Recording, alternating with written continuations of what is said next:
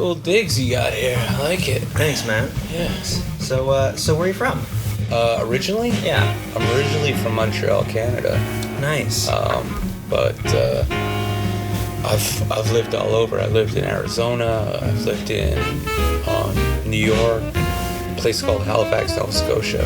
Oh, okay. I got a buddy, Sean Thomas. He's originally from Nova Scotia, actually. You know Sean? Yeah, you know Sean too? No, I don't know. Oh. When did you realize you first wanted to get film? We're recording? We're recording it. Okay, cool. I can hold it too if you want. Sure.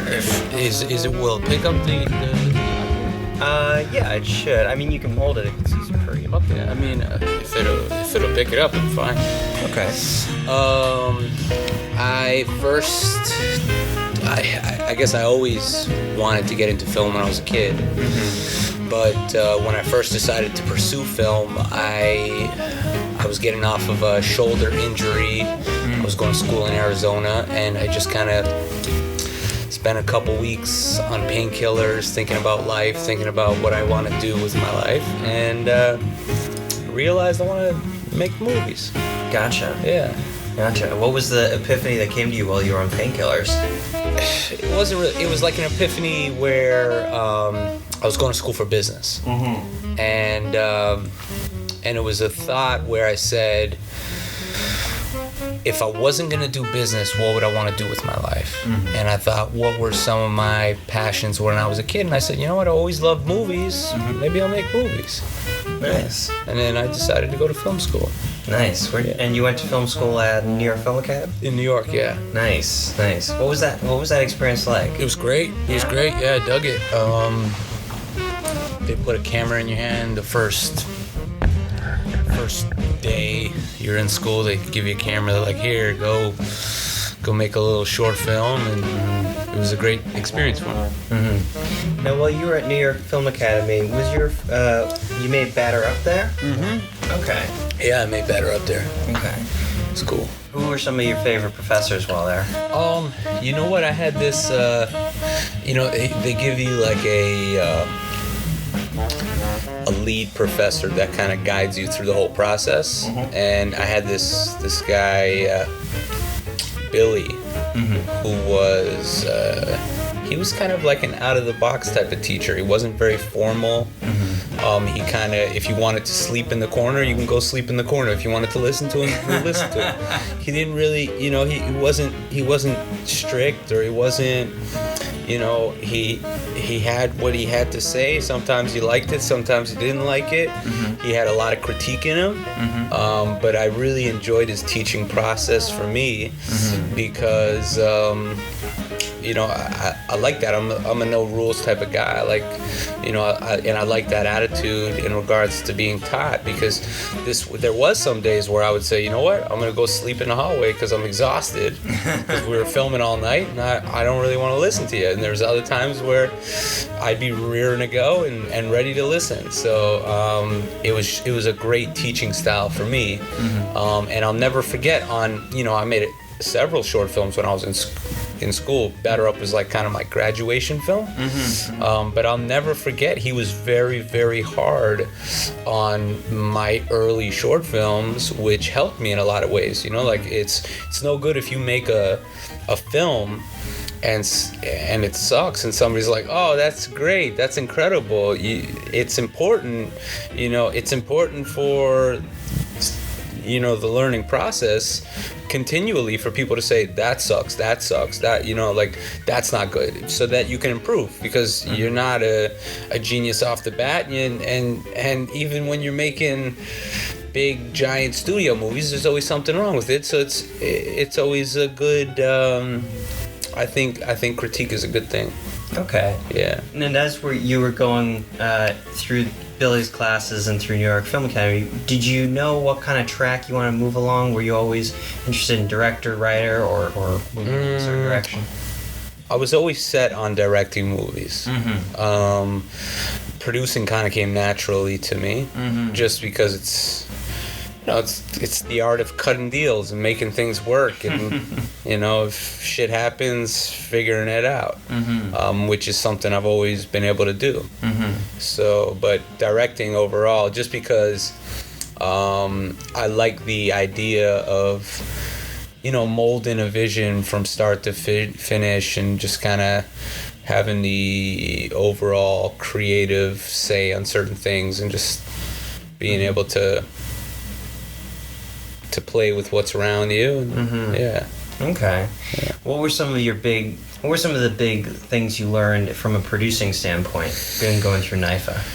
From a producing standpoint, through going through NIFA, I would say I learned how to deal with people and entertainment in general, such as, actors, other producers, hunting for locations, contracts, the process of editing, and just a whole different array of certain things, I would say. And then after you got, when did you get out of NIFA? 2009. 2009. Yeah. Okay. Yeah. So you've moved pretty quickly, because I've seen your website and it's really impressive. Yeah, I have this mentality of just hitting it, you know what I mean? Just, because I can't. Also, I think maybe what might have jump-started my expansion of work over a short period of time is I was in a car accident when I first got out here. 4 months I was out here. Oh. And I remember I was 22 years old. And I remember laying up in the hospital bed. I got slammed at like 70 miles an hour from behind on the 101. Holy shit. And I remember laying up in the hospital bed thinking, oh man, here I am, 22 years old, now I'm going to have back trouble for the rest of my life. And at the time, I was going through, a bunch of different script revisions with, a friend of mine, and, script revisions on another script, a feature-length version of Batter Up. And I thought, once I got recovered, I figured, you know what, the time is now, because tomorrow is promised to no one. You never know when you're gonna wake up and croak or something like that. Oh wow. Yeah. So cool. So then how long were you in the hospital for? Not long, but I was injured for a while. I was, I had to go through physical therapy, and I really figured for a while my neck was cranked sideways, and I was walking around like Frankenstein, Oh. So it was, but I guess I've always been the type to just, especially because, a part of it is that you have to prove. Part of my visa scenario was I had to prove a certain amount of work behind me, to stay in the United States. So that was one thing as well. No, that's part of the artist visa? That's part of the artist visa, yeah. Gotcha. It's called a 01 artist visa. Gotcha, yeah, okay. So. And I have a couple of friends who have gotten that artist visa. Okay, yeah. It's really complicated. It is. It's very complicated to get. It's mountains of paperwork and lots of money that that you don't want to spend, and just a waiting game. Yeah. So let me ask you then. You've got the burden of the 01 visa on your back. You're in physical therapy for months. What do you do then? You've got this back injury. How do you decide to proceed? I realized that I was going to run into a little bit of money from the accident. And at the top, prior to the accident, the whole thought process behind making a film was, okay, yeah, let's shop it around, try and raise some money. But once I realized I was going to have some money behind me, I looked to my friend who was writing the screenplay, and he ran into a little money from like a photo shoot. And I said, you know what? Why don't I take the money that I'm going to get, you take the money that you just got. Let's make this thing on a no budget. I read Robert Rodriguez's Rebel Without a Crew. I could do the same shit. I just got off making a short film. I can make, and I remember thinking when I made that short film that I could have easily made the feature. A lot of people said, they were like, "Oh, I wish the film would have been longer. It was 13 minutes, right?" But I remember thinking, if I would have spent another 6-7 days shooting that movie, I could have made a feature film. Yeah. But that wasn't the requirements in regards to what I was supposed to do. For NIFA. Yeah. So I just figured, and I liked the screenplay, I liked the concept, and so I figured, let's make it, let's do it, and that's what we did. We just put our money together and we did it. You did Batter Up the feature? No. We did what's called The Broken Code. It was originally Hacienda, but I made that with a friend of mine, Michael Gigenti. Okay, and you did that in 2009 or 2010? 2010, but it took. That again is another story because through the process of making that film, we had another almost life-death experience flipping a speedboat going 80 miles an hour. My buddy was in the hospital for 7 days, surgery on his lung. Insane. We lost footage. This wasn't, you flipped the speedboat in the process of making the movie. We were on the boat making the movie, shooting a scene on this double-engine speedboat. Oh my God! Flying down the harbor in New York, and lost control. The speedboat went in the sky. We should have died, to be honest. But we lived, which again gave me a new lease on life, where I was like, wow, what's next? A plane crash or something? Yeah. And and then when my buddy recovered, we finished making the movie, and then we raised a little bit of money to finish the scenes that we lost, because we lost like 25% in the water. We had hard drives and computers with us and cameras, and it was a mess. Okay. So we started in 2010. We finished and got it distributed formally in 2013. Okay. So it took us almost 2 years to finish, and then another year for distribution. Yeah. Which is not uncommon for independent films. No, not at all. Yeah. No. So, but we were on track. Originally, we were on track.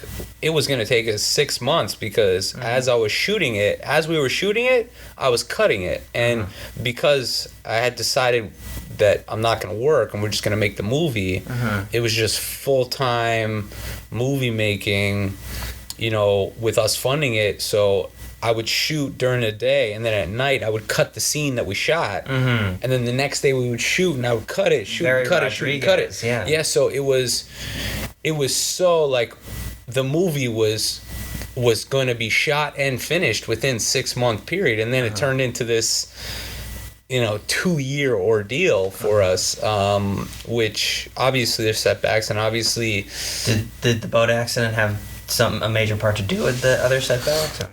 Yeah. How did that affect the rest of the production? Well, it put us at an immediate halt for 3 to 4 months while my buddy was recovering from his injury, because he was very badly injured. And then from just a overall production standpoint, like there went my computer, there went our hard drives, there went our footage, there went our camera that was rented from another guy who was suing me for the value, and it was a whole slew of things that had happened from it, but there were good things as well. We ended up running one of the earliest Kickstarter campaigns, and a bunch of people came out of the woodworks in regards to support, and I think overall it benefited the film, because we, something that we may have shot prior to the accident, having to do it again, I took a stance. I said, you know what, okay, it sucks, we lost it, right? But if we're going to do it again, let's make it 10 times better. It's like, let that be considered the practice scene or some shit. There's always, like I said, there's always something that you can improve on. So instead of taking it as a stance, all right, let's just redo it. Let's think outside the box. Okay, what could have made that better? And now let's make it better. Okay. And as an example, one scene we did for a funeral scene, we originally had like 30 extras come out, right? Which I thought was great. And it was like a ceremony, and we got this church. We told them we were student filmmakers, and they let us use it for free, right? And I thought, hey, this is great, man. We got 30 people to come out. Didn't have to pay them nothing. We got the scene done. It looked great. Nice. What more can you ask for? But then I thought, all right, we got to do it again. Let's try and get 300 people to come out. Let's do a big entendre, and that's exactly what we did. So it obviously, from a production standpoint, that helps immensely, and just overall certain things like that. Just Now, from a logistical standpoint, what would you have done from a producing, arena that you now? What would you have done then differently? One thing, huge thing. Yeah. It's called production insurance. With production insurance, everything would have been covered. Yeah. Our equipment would have been covered. My friend's boat would have been covered. My friend's hospital's expenses would have been covered. All these headaches would have been completely covered with production insurance, but because I was making a super, super, super indie film, I was like, fucking production insurance. I don't need it, So that's probably the biggest thing I would have done. One of the second biggest things is I would have bought Pelican cases for all of our equipment to make sure that it was stored properly, because with Pelican cases it wouldn't have been, even if we flipped it and it went in the water, it would have been saved. It would have been, dry free, and they would have got the Pelican cases from the water and would have been able to open it. So that's what I would have done. So then it takes 2-3 years to finish Broken Code, and then in that time, are you also doing corporate gigs? I am, yeah. Are you bi-coastal? No. Okay. I live here full time. Gotcha. Yeah. Okay. A man got to work. A man got to make some money. Exactly.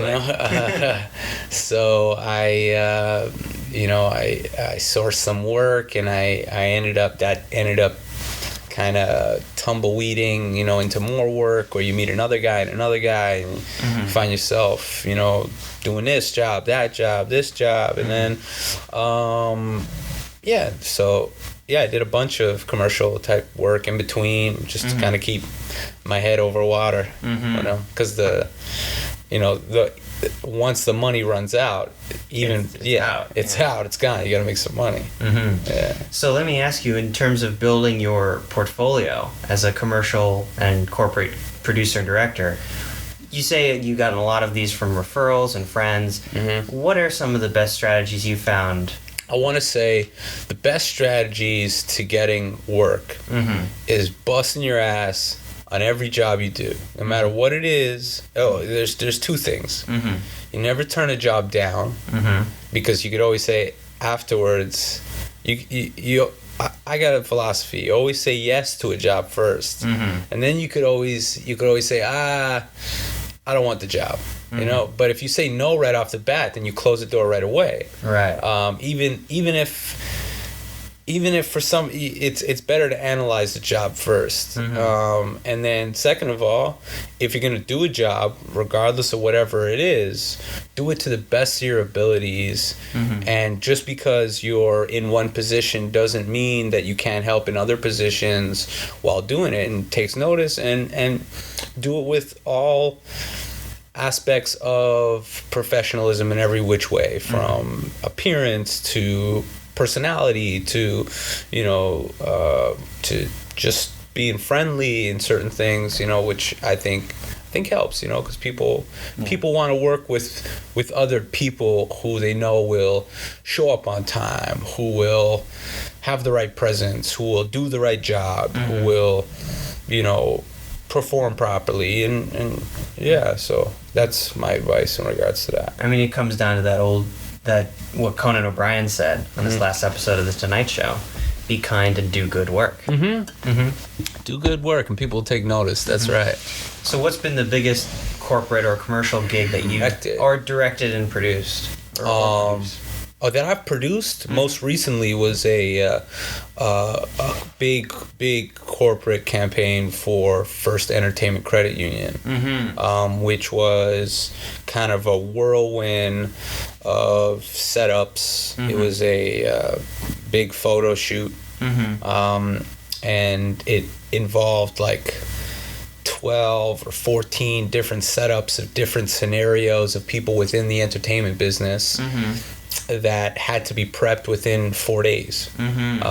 So it definitely put me to the test real quick, but I like that. I like pressure. I like certain things like that. Okay. Yeah. So kind of, if you could walk me through the process of that. Like you hear about this First Entertainment Credit Union gig, and then do you have to place a bid, or is it purely a referral? You know what I ended up doing? Because I felt like it was a big gig, right? And I knew I could kill it. I knew that's my nature, is throwing stuff together last minute, but making it look like crack. So and I knew that the company that was financing it wasn't sure about my abilities, just because I'm not really a corporate guy. I've done some corporate type stuff, but their level of prestige was a little bit higher in regards, like I'm an I consider myself more indie filmmaker, not a corporate producer.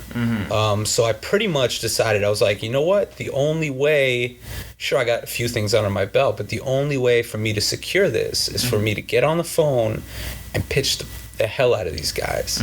You can say fuck, it's the internet. Oh, okay, cool. Pitch the fuck out of these guys. And that's exactly what I did.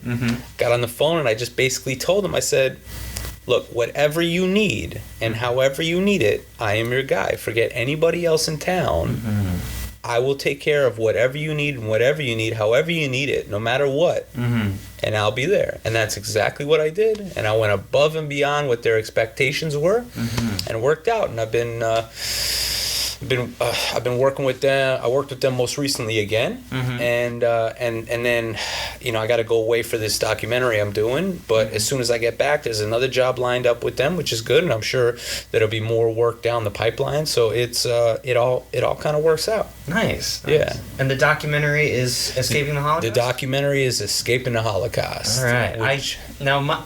My mother's side of the family is Jewish. My great aunt Monsi actually did survive the camps. Nice. I'm very interested in hearing, how did you come upon this? Well, it's my grandfather's true story, and I grew up hearing it, the escape story, and it was a story that I always had planned to make as a filmmaker. As a filmmaker, you sit there and you say, okay, I want to do this. Like, I got a list at home. I got about 10 movies that I wrote down. I was like, all right, I want this one, this one, this one, this one, this one. And I put it behind like a picture frame. And I was like, 10 years, I'm going to flip it over, and for sure I'm going to have all these done. And one of them in particular was this escape movie, but that was the last one on my list because I said, it's a big budget, $30 million epic, whatever. I'll have to do it later on in my career, right? So I decided at one point, you know what? I should go. My grandfather's getting old. I know the story, but I don't know it really well. I remember from when I was a kid and hearing him speak about it. But I'm gonna go see him and get him on camera talking about his story. So I had all my camera equipment. I was in Puerto Rico for another job type thing, so I figured it'd be easy jump, on my way back to LA. And I was sitting with him, having breakfast with him and my grandmother, who's not my real grandmother, but pretty much my real grandmother. My real grandmother died when I was 1. So for the most part, that's my real grandmother. And I'm talking to him at the table, and I was saying, it was like a preliminary interview. Like, I wanted to just ask a few things, and then at one point, my grandmother said, she was up in the kitchen area, she said, oh yeah, well, it wasn't until so-and-so found me at the train station when I knew he was alive. And I turned, I was like confused, because I had thought that they met in Toronto, Canada. So I was like, wait a second. I was like, you knew him when he was in Poland? And she was like, of course. I said, what do you mean, of course? She was like, I was also in the camps. I was like, wait a second. I was like, Wow. you knew him from the camps? And she was like, yeah, of course. She's like, that's where I met him. And I was like, wait a second. And that's when I realized, because, okay, one thing is an escape story, right? Incredible story on its own. But then I sat there at their kitchen table and I unraveled this love story of, we met in the camps. I escaped. He escaped from the camps, only to think she died. To find out that she lived 1 year later. To finding her again, spending 3 days together, deciding they're gonna get married or be together. Him taking off to make some money, getting injured, finding himself in a hospital for 3 months, finally getting out, coming back to her home. To find out that she's been married off to another guy at this point, to lose her for 30 years, to marry another woman, have kids, move to Israel, move to Montreal, Canada, for his wife to die, only to find her again after her husband had died, for them to be together, and they've been together past 25 years and they're still alive to tell the story. I was like, wow, it blew my mind. And I was sitting there and I realized I am, as a filmmaker and a storyteller, as a profession, now I'm sitting on gold where I'm not waiting 10, 15 years to do this story.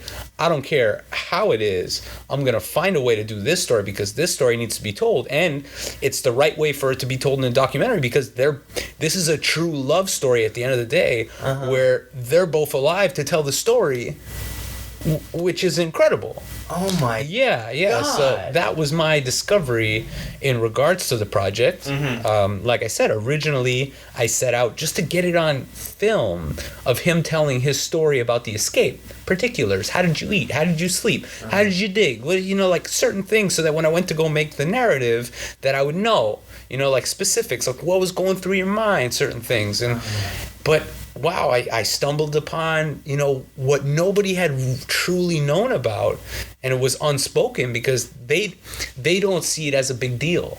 They just see it as, that's life, But to me, and also the world, I think, it's a beautiful, incredible story. And you hear about all these horror stories from the Holocaust and certain things. And I think this story in general sheds light on, love and fate and destiny, and that, sure, that love can prevail over anything, even something as disgusting as the Holocaust and hell in general, that sometimes if you're meant to be, you're meant to be. Yeah. So it was one of those things. Yeah. Oh my God. Yeah. That's an amazing story. Yeah, incredible. Wait, okay, so what are you doing with it now? This is amazing. Oh, okay, so now I am doing what I consider a documentary narrative, which is, I feel as if that I'm definitely breaking the mold of a traditional documentary, because I'm not a really documentary guy. I'm more of a film guy, and so I'm right now I'm pretty much filming the movie in a narrative way that's stylized by black and white imagery and musically driven, along with Max telling his side of the story. Max being my grandfather. Okay. Rena telling her side of the story, being my grandmother. And another gentleman that I was able to find miraculously, who my grandfather thought was dead, and I was just trying to source some photographs of because he dug this tunnel with two other guys in a prison, and I was like, all right, well, let me find these two other guys. He's like, I'm 93 years old. Do you think anybody else is alive? He's like, one of the last guys who was alive just died, and I was in Israel, and I had heard that that's where the guy was, so I figured I would source to his family and see if I can get, some photos of him when he was younger or something to implement somehow. Found out that the guy's still alive, connected with the guy, got an interview with him in regards to the whole story. So he's another gentleman in where you hear his side of the story type thing. And it all plays through in like I said, stylistic narrative scenes that currently right now play out as whole with pieces of audio filtering through. Yeah, so that's amazing. Have you contacted anyone like the Israeli government or grant companies to help fund it? I'm trying to get a grant right now, to be honest. But I don't know. When I first set out, I tried to get a grant, and I don't know what happened with the company, but at first they were all about it, and then they kind of just disappeared. They told me to send some paperwork. I sent the paperwork, followed up like 3 or 4 times, phone calls, emails, and at one point I figured I'd just give up. Right. And then most recently, I've been working with a producer friend of mine to try and see about some type of like, Spielberg has a foundation called the Shoah Foundation, and to see if they might be interested in making some type of donation towards the project. And I believe we're in the running for it, but I never like to get excited over stuff like that because you never know how it's going to play out. Of course, yeah. Of course. Now let me ask you, just purely from a producing perspective, if the Shoah Foundation didn't come and make a donation, do you think it would still be valuable to you if Steven Spielberg lent his name as executive producer? 100%. Yeah, I would take his name over money any day. If he told me, I'll give you $100,000, or I'll give you my name to put on the project, I take the name. Forget the $100,000, because the name would be gold. The name would allow me, number one, probably to source funding, or it would just, it would allow for an assortment of things. It's like, of course, it's like a big brand that everybody instantly realizes, even if I self-distributed it, which I wouldn't have to do, and I just did something Steven Spielberg, everyone's gonna want to see it, or a huge fan base of his would want to see it. So but obviously the funding would be huge for the filmmaking process, because even right now I'm doing what I do best, making something out of nothing on a shoestring budget and pulling favors when I can, and handshakes throughout, just doing it. Yeah. All right, cool. Yeah. Well, I want to ask you a few questions, but I think we can wrap it up. Cool. So after this documentary is complete, what do you still hope to do in the entertainment industry? Oh, I got huge hopes and dreams. I plan to make, I'd love to make like at least 50 feature films. As a producer or director? As a producer and director. At least, as like a minimum. And I'd like to do all different genres of films, not just shoot 'em up, bang bang mafia movies, or historical pieces, or I want to make love movies, supernatural movies. I got a whole assortment of ideas on certain things. And then when it's all said and done, I want to have my own talk show. Really? Yeah, where I get to bring on people in the entertainment business, like a late night show. Oh, like Conan? Yeah, like a Conan show or something, where you bring on somebody and you say, "Hey, what's up, young buck? How you doing? Sit down."